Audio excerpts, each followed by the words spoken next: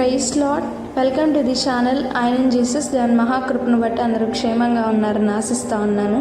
ఈ దినం దేవుని వాక్యం ఆదికాండం 33:4. అప్పుడు ఏశావు అతనిని ఎదుర్కొన పరుగెత్తి అతనిని కౌగిలించుకొని అతని మెడ మీద పడి ముద్దు పెట్టుకొనిను. వారిద్దరూ కన్నీరు విడిచిరి. ఈ దినం మనం మోసగాడైన యాకోబు నుండి దేవుని చేత ఆశీర్వదింపబడిన ఇజ్రాయేల్ యొక్క జీవితం నుండి మరొక విషయాన్ని మనం ధ్యానించబోతా ఉన్నాం. అదేమనగా దేవుని ద్వారా గొప్ప స్టేట్మెంట్ని పొందుకున్నాడు. అదేంటంటే, దేవునితో పోరాడి గెలిచావు. గెలిచిన తరువాత చూచిన మొదటి క్రియ అదేంటంటే, తన అన్నను ఎదుర్కొన్నాడు.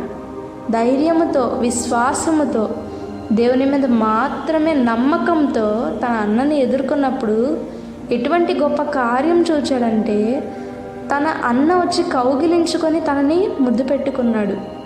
ఇంతకుముందు తన అన్న ఎప్పుడెప్పుడు దొరుకుతాడో చంపుదామని చూసే అతను ఎప్పుడైతే యాకోబు గారు దేవునికి లోబడ్డారో, దేవునితో పోరాడి గెలిచారో, ఆ యొక్క మనసు ఏ విధంగా మారిందంటే, తనని ప్రేమగా దగ్గరకు తీసుకునే హృదయాన్ని దేవుడు అనుగ్రహించాడు.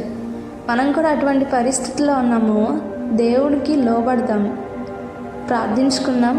మమ్మల్ని మిక్కిలిగా ప్రేమించిన మా ప్రియ పరలోకపు తండ్రి, ఈ దినమందు ప్రభా నాయన ఎసా, మేము ఏ శోధనల చేత, ఏ అవిధేయతల చేత మేము ఉన్నామో తండ్రి నాయన, అట్టి వాటి నుండి విడుదల పొందడానికి నీతో పెనుగులాడే గొప్ప భాగ్యమును అనుగ్రహించండి ప్రభా.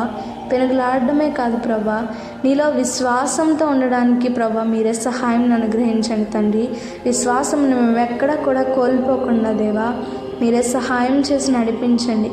మీకున్న గొప్ప విశ్వాసాన్ని మా అందరికీ అనుగ్రహిస్తారని మేము విశ్వసిస్తున్నాం తండ్రి నాయన.